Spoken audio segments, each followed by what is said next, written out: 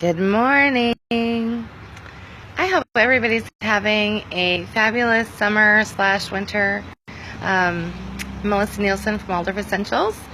And today I thought we would talk about perfectionism in children and sort of how to deal with that. And I thought we would also talk about how to deal with difficult children when it comes to main lessons and sort of how to navigate those. Because I've had both. And so I'll just tell you how we went about it. So let's start with dealing with difficult children. Let me start by saying, I have five, and my oldest is 19. He's graduated. He's done. He was never an easy child. He has autism spectrum disorder. Now a healthy, happy adult, contributing member to society. And that came from me being able to really work with him through all of his years growing up. And so there were times where it was very evident that he had dug his heels in, and we had to be done. There was just nothing else that was going to happen. And so I had to be in a place where I was not riled up by that I would be okay with, all right, well, today we lost the battle, but we won the war. So, and we just had to really be in a place where I had to have my planning always really in a good place, so that we had extra days tucked into the schedule. And we usually, back when my big kids were little, we schooled 4 days a week, and that sort of worked really well. We did two-day cycles, and that allowed us to have that extra day for things like that if we needed to. Now we do 1 3-day cycle, and we have co-op, and then we have an extra day. And so we still have that built into there. Like if it comes down to the fact that it's just not happening today, then we can sort of back off and say, well, that's all right. We'll pick it up Wednesday, or we'll pick it up Friday.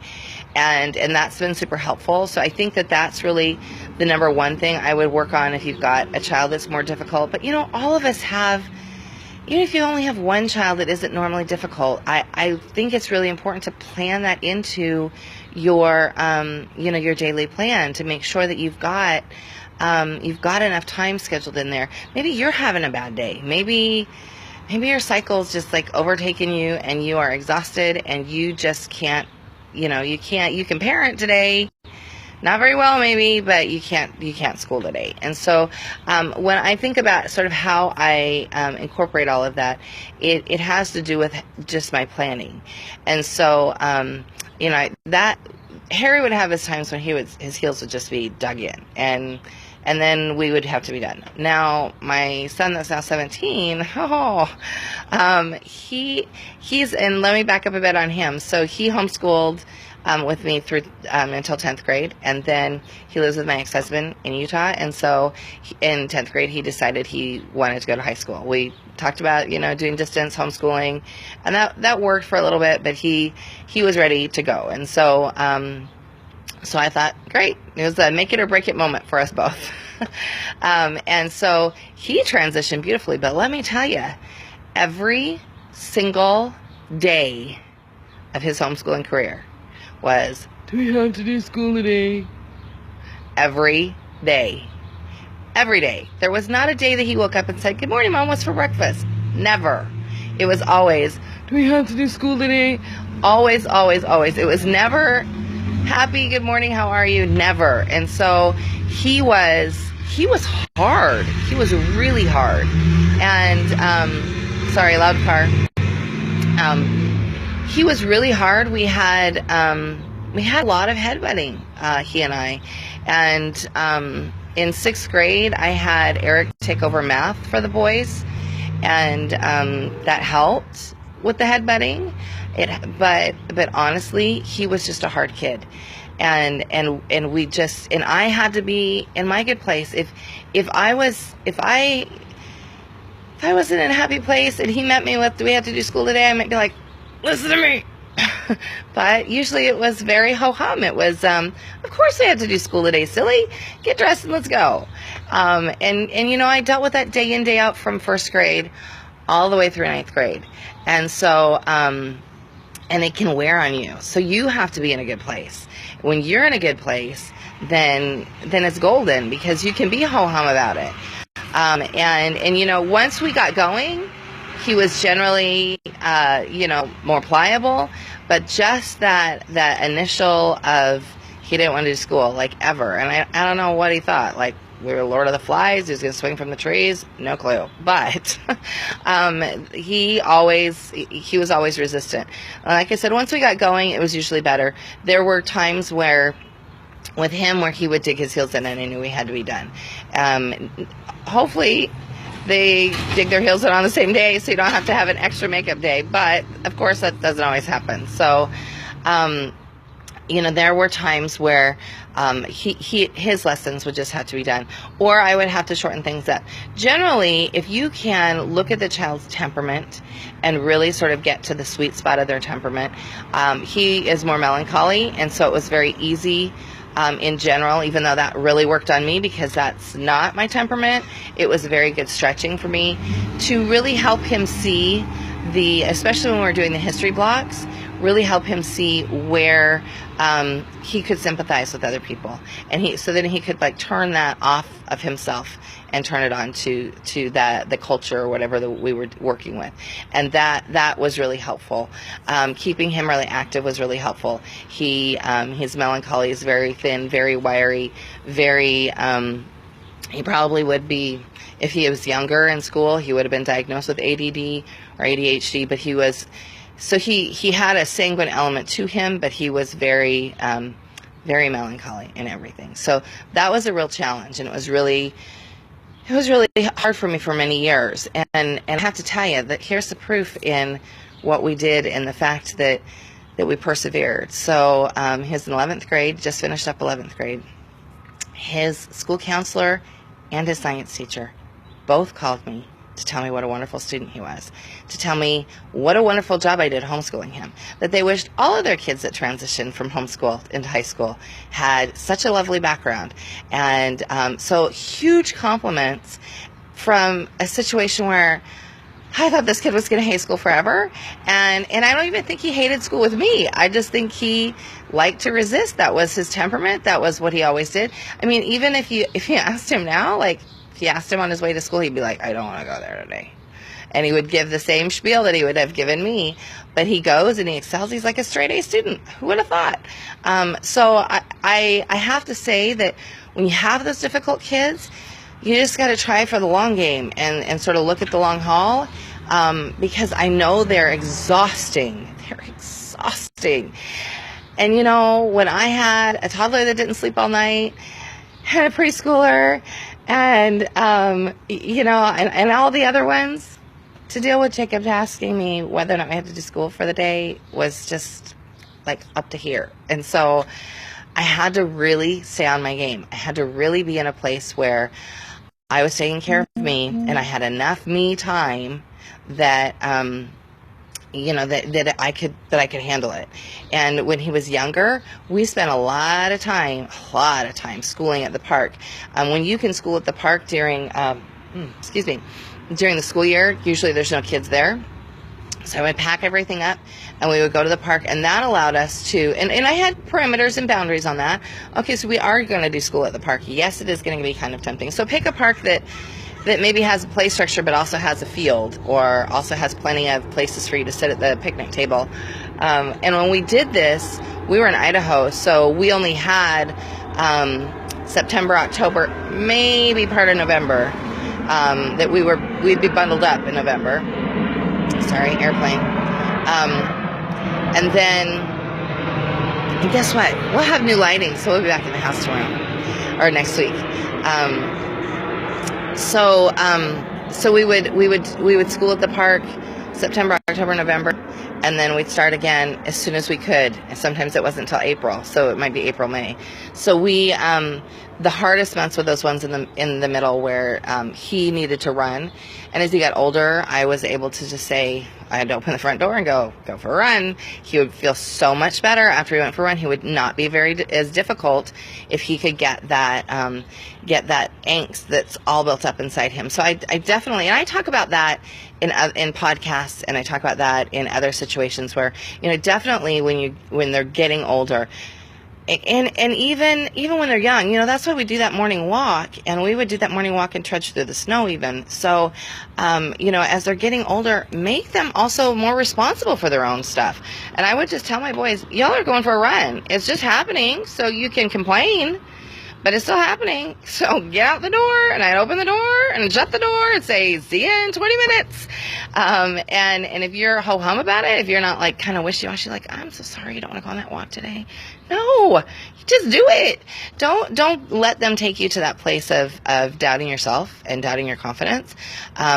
Really just be very matter of fact about it. Those things help a lot. They help, getting that energy out helps a ton in regards to, difficult children. I hope that's helpful. If you've got a child that's more difficult in another way, send me a full detailed message about, how are they difficult? Is it just a personality clash? Because for that, I would definitely say temperament. Learn about temperament, your temperament, their temperament. How do you talk to them? How do you, how do you build that up? And, as a mom, you really have to be, in sort of stand in all of them at the same time. And that can be really hard. So it takes a lot of practice. You have to be caring and empathetic, like a melancholic. You have to sort of be in charge like a choleric. You have to be sanguine enough to match them. You have to be phlegmatic enough to know when to rest and to know when to slow down. So you have to sort of stand in all those temperaments. So learning about them is super helpful, and understanding them is super helpful. And it helps you understand your children, helps you understand your partner. We have a ton of information on temperament on our site. Just do a site at Waldorf, or do a search at waldorfessentials.com on temperament, and a lot of stuff will come up. So the other thing I was going to tackle was perfectionism in children. Sorry. Stroke moment there. So perfectionism. Had a couple of those too. So I think perfectionism appears differently with different temperaments. I think that I don't think you're generally going to see it with the cholerics generally. Although you may, in that they get really frustrated that they can't do something, but they'll sort of blow off steam and then move on. I think you will see it more with the melancholics and maybe the phlegmatics than any temperament. These sanguines usually kind of get over it and just move on and go, oh, well, I can't do that, so I'm going to try, and then they forget why they were mad. So that's generally the way that goes. I think that phlegmatics will sort of get to a place where they will not want to start something if they don't think they can do it properly. Because there's that element of they need that to be in that comfort zone. So stepping out of that comfort zone is kind of a hard thing for them. So I would really make sure that you mess up a lot. I mean, and not mess up like spectacularly, but I show my kids, see, I messed up right here. This was not supposed to be a tree. And because I messed up, I turned it into a tree. Or let them, they're the ones that are going to fight you the most about doing a second draft when they're older. I don't make them do second drafts when they're younger. If they mess up, and I'm saying younger, probably under 5th grade, if they mess up, I just have them, make a heart out of it, make a flower out of it, try to not, maybe just put one line through it and then move on to the next word. I don't generally do second drafts until they're a little bit older than that, but they're the ones that will fight you the most as they get older about the second draft, and I don't always, because they focus so much trying to do your best work the first time. When I start doing the second draft, I do it out of helping them learn that they sort of have to go to this place. And it was really helpful that their dad is a newspaper reporter by trade, and so we'd pull out the front page and we go, see this front page story that your dad had? Do you know how many times he had to rewrite it before he had it right? And so that was super helpful for them to know that in your adult life you have to rewrite and you have to redo things, you have to edit and revise, and so our kids always saw that. They saw us revising books, they saw us revising our work and editing our work, and so that was really helpful as far as that goes. But if you've got a child that's really sort of fighting that second draft, talk about those things, and talk about those things when you're not upset and angry and frustrated. When it comes to drawing, painting, modeling, all of those things, I think the best thing you can do to help with that perfectionism is really, really learn those artistic pieces. Garbage truck. Learn those artistic pieces yourself. Get really good at them. And that way you're not floundering when you're with them. I think perfectionism comes out more when they're not confident in their teacher and who's teaching them and how they're teaching them. So if you've really got a child that is struggling with, say, block crayon drawing, look at yourself. How good are you at it? How good are you at making that landscape look the way you want it to look? And then how good are you at teaching it? And maybe you need to go back and watch Siggy's videos again and sort of see how she used the words that she uses. When she talks about gesture and she talks about sort of feeling the animal and imagining that you're feeling the animal that you're going to draw, imagining the person that you're going to draw and really thinking about it. Are you using those same words? Are you using that vocabulary as you're teaching, or are you just sort of haphazardly throwing your lesson together? I think those are the things that really help when you've got children that are perfectionists. When you've got children that aren't, they'll follow you pretty much just about anywhere. But when you have children that are perfectionists, I think that's really a call to sort of step up your game a bit and to sort of realize, hey, this is someplace that I probably need to get better at. How can I teach it better? And ask those children that like fall apart on the floor and say, I don't want to paint, stop and say, what is it that mom could say that would help you be more confident in this, that would help you not be so stressed out about this? And work with that. I think especially when we're talking about a child over 9, understanding, because I like feedback on my teaching. Sometimes it's bad feedback, but sometimes I need to know, oh, you don't like the way I teach math? What is it about that you don't like? Or, oh, I'm not doing it for you with painting? What is it about the painting? Are you just mad because you're really struggling with getting the control of the water? Or are you mad because of how I'm teaching it? Am I going too fast? So I probe because I want to be a better teacher. I have 5 kids, but there's always room for me to improve because I'm teaching different temperaments all the time, and it makes me a better person when I sort of take time to figure out what the objection is. And so if you have perfectionist children, try to look at that as a way to, and difficult children, try to look at those things as ways to improve your own teaching, as ways to sort of take things to the next level for yourself. And then don't feel guilty about it. Don't feel frustrated about it. Don't go to that place. Go to the place of, okay, how can I change this? And I know this is not a popular thing to say, but I say it all the time. Get on your knees and ask God what your child needs, because you'll get more answers that way than you will on Facebook. I promise. I promise. Always. You will always get more answers from the divine than you will from Facebook. So get on your knees and ask, what am I missing about this child? What things can I be doing better to help meet this child? You will always get an answer. Always.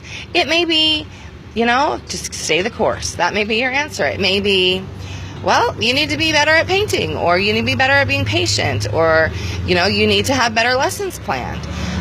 For kids that are difficult and perfectionists and maybe pick apart your lessons, that's your call to have your stuff completely planned. Completely planned.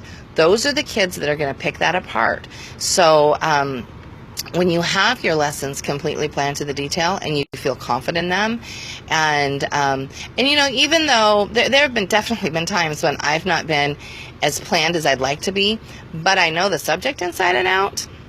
You could ask me anything about Roman history and I could answer it for you. That's when the child knows that it lives in you. So if you're not at that place yet and you have some difficult children that you're working with, then I would certainly take the time to really understand the subject matter, because that will help them have confidence in you and confidence in what you're doing. So I hope you guys have a great day. It's going to be a beautiful one here, I think. Sky's blue. It's noisy. It's always noisy here in the morning. But we do have a lighting kit coming today. I'm super excited. So we'll be inside next week. And I hope you just have a good day. I hope you're having a wonderful summer or a wonderful winter, wherever you live. And join us next week, Monday morning, 6 o'clock Pacific. Have a great day. Even though it's the 4th of July, I'm still talking to y'all. Bye.